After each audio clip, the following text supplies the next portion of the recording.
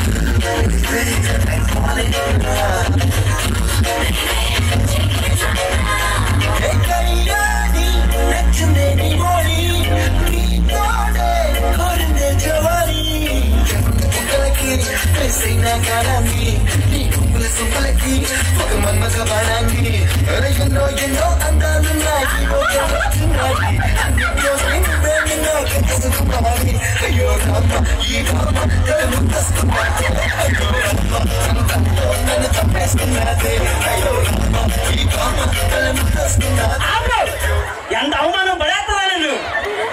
కానీ మీ దగ్గరికి రావడానికి అందరూ భయపడుతున్నారు. ఎందుకంటే అలా భయపడుతున్నారు? అయ్యా ఒక్కలైన సూపర్.